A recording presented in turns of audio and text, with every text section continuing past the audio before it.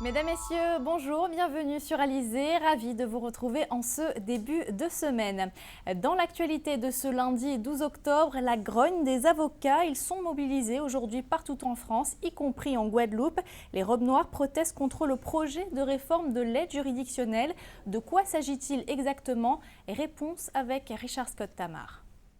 Pas d'avocat commis d'office ni d'aide juridictionnelle aujourd'hui en Guadeloupe, comme sur l'ensemble du territoire français.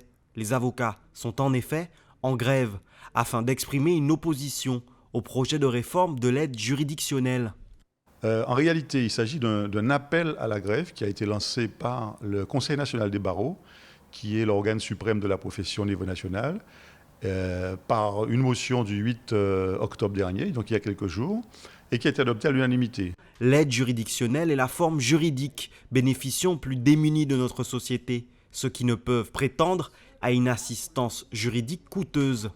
Ce qu'on dit, nous, avocats, c'est que la volonté du gouvernement aujourd'hui met à mal l'aide juridictionnelle, les commissions d'office. Je vous ai parlé des montants, mais qu'est-ce qu'on nous dit aujourd'hui?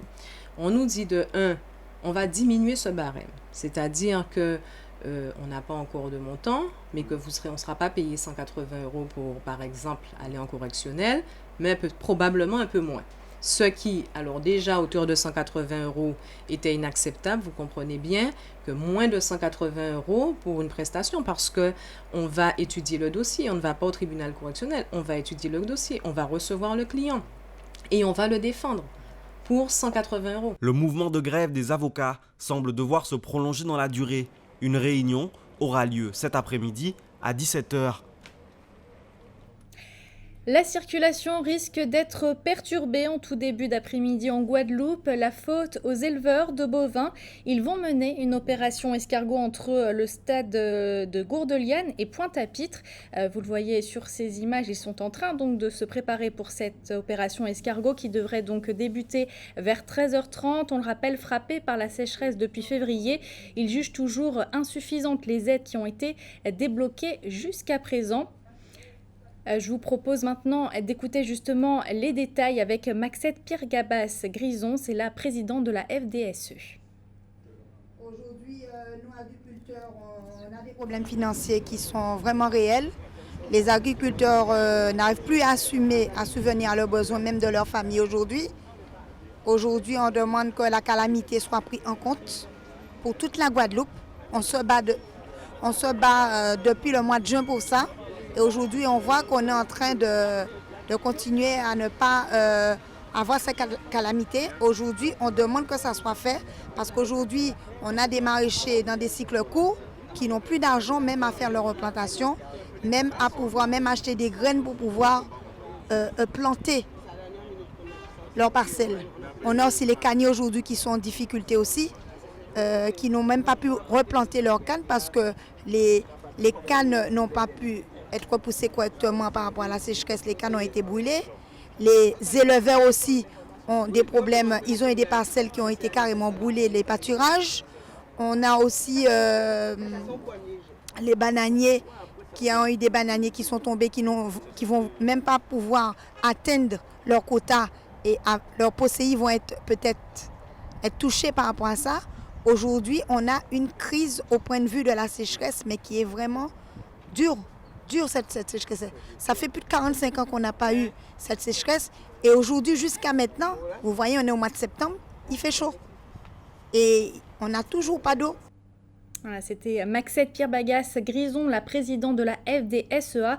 Elle était interrogée par Muriel Barline. Je vous rappelle donc cette opération escargot qui devrait débuter vers 13h30. Les éleveurs de bovins qui vont donc se rendre à la sous-préfecture de Pointe-à-Pitre. La circulation qui était également perturbée tôt ce matin du côté de Petit-Havre à Gosier. 2 véhicules légers seraient entrés en collision. Plusieurs blessés sont à déplorer, dont certains grièvement. Ils ont été transportés au CHU de Pointe-à-Pitre. Une semaine après les violences perpétrées au siège d'Air France à Roissy, 6 personnes ont été placées en garde à vue ce matin. Parmi elles, 4 salariés de la compagnie aérienne ont été interpellés à leur domicile. Elles ont été formellement identifiées sur les images vidéo. Pour ces agressions, les salariés concernés risquent un licenciement pour faute lourde, mais aussi des poursuites pénales. Karine Gelman a recueilli justement la réaction de Max Évariste, le secrétaire général du syndicat Force ouvrière Guadeloupe. Les employeurs qui s'autorisent à supprimer des postes. Pourquoi ? Parce qu'ils veulent gagner plus d'argent. Eh bien, eux, ils sont tranquilles. Eh bien, eux, ceux-là, ce sont les protégés des politiques, de l'État et de tout le monde. Et lorsqu'un travailleur se met debout et défend ses intérêts, eh bien, tout le monde gueule, tout le monde crie. Eh bien, nous, on estime que ces camarades-là sont en légitime défense. Ils n'ont tué personne.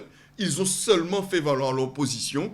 Et donc, nous, on estime qu'ils sont en légitime défense et ils ont le total soutien des travailleurs FO de la Guadeloupe. Aujourd'hui, les travailleurs vivent une souffrance telle.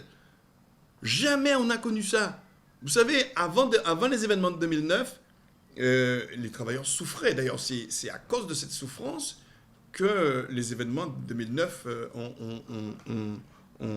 ont eu lieu. Eh bien, aujourd'hui, travailleurs qui ont souffert plus qu'avant 2009. Travailleurs qui ont souffert plus. C'était la pire job là.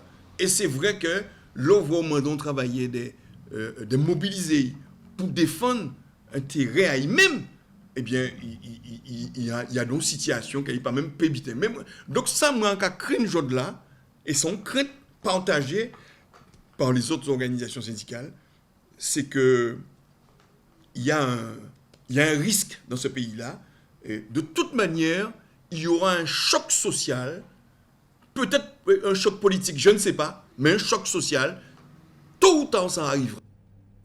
Cette information pratique à présent avec le syndicat intercommunal d'alimentation en eau et d'assainissement de Guadeloupe, le SIAG, qui informe les usagers des communes de Petit-Bourg, Sainte-Anne et de Saint-François que la distribution de l'eau potable est rétablie.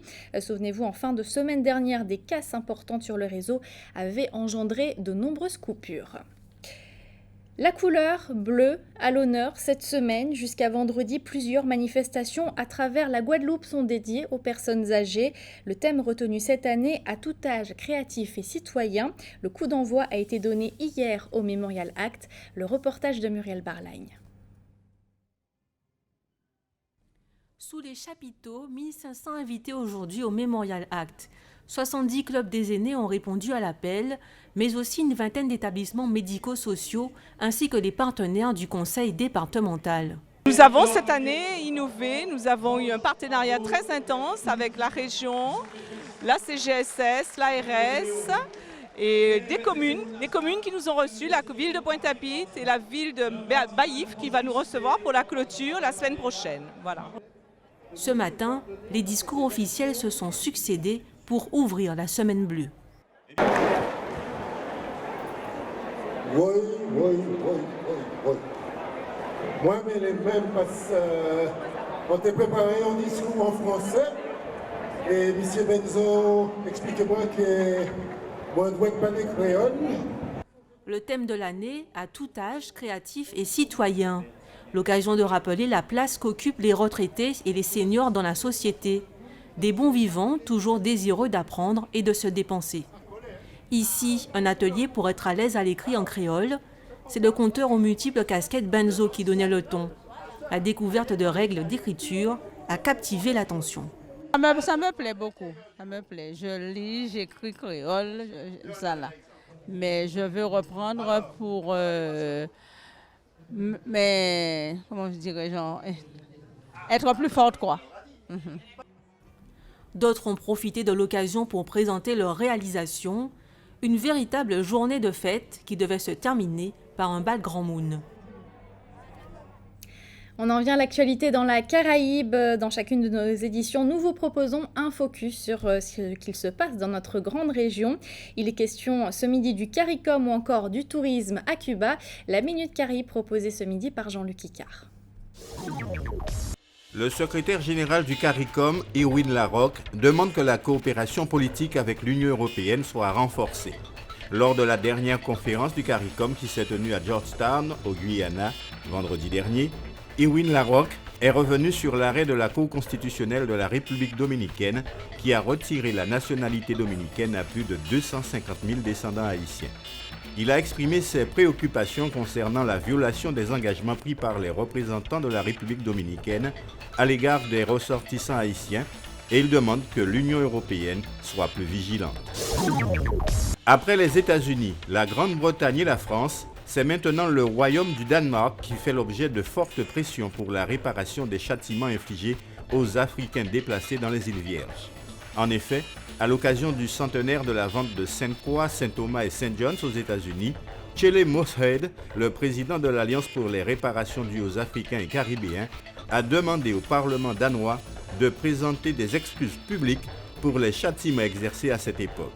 Le Danemark était la 7e plus grande nation de la traite de l'esclavage au cours de la traite transatlantique.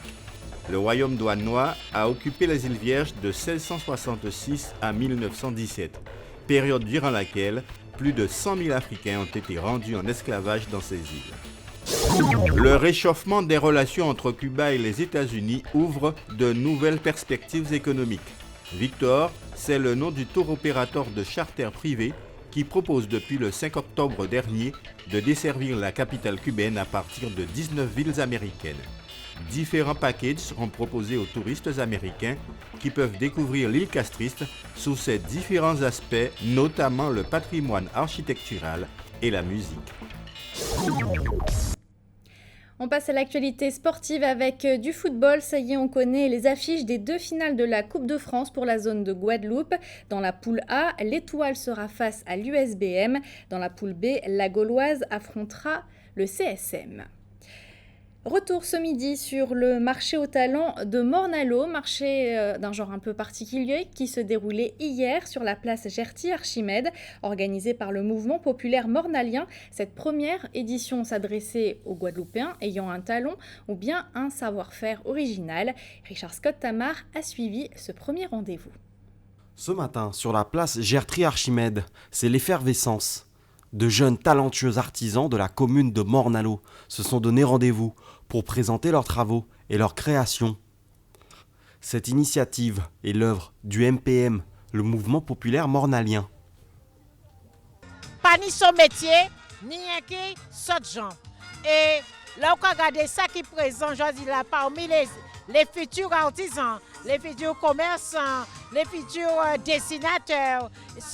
Et nous pouvons dire aussi, nous n'y à Morne-à-l'Eau et genre là, on monde qui a montré qui Jean Poupeli apprendre plus facilement à la personne de M. Raymond Nouvier. Mais nous avons d'autres jeunes de Saint-Claude qui ont montré nous quand nous pouvons faire puis des palettes. Nous avons d'autres monde qui. Mais c'est fantastique. À cause de ça, on chair de poule et qui a passé à demain. Des vrais cas nous capables de faire en Guadeloupe et que nous, pour chaque monde, gagner vie à eux. C'est surtout ça.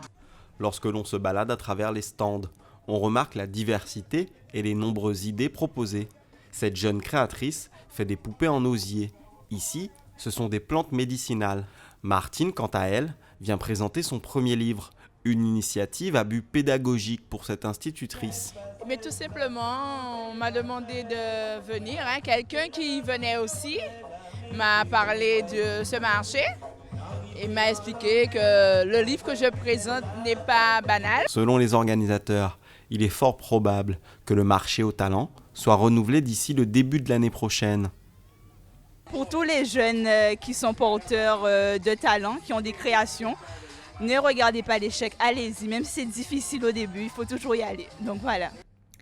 Avant de se quitter, un mot sur vos prévisions météo pour cet après-midi. Comme vous le voyez sur cette carte, le soleil sera présent, mais il sera tout de même accompagné de quelques nuages, notamment sur la région de Basse-Terre et de quelques gouttes de pluie à l'est de Grande-Terre, ainsi que sur les îles de la Désirade ou encore de Marie-Galante. Le mercure, lui, affichera cet après-midi entre 29 et 32 degrés.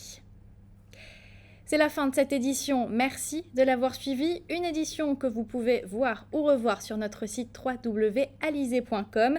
Dans quelques instants, le journal de TF1, suivi des pronostics hippiques de Prévert-Mayengo. Je vous donne rendez-vous ce soir pour votre édition de 19h. En attendant, bon appétit, excellent après-midi sur Alizé.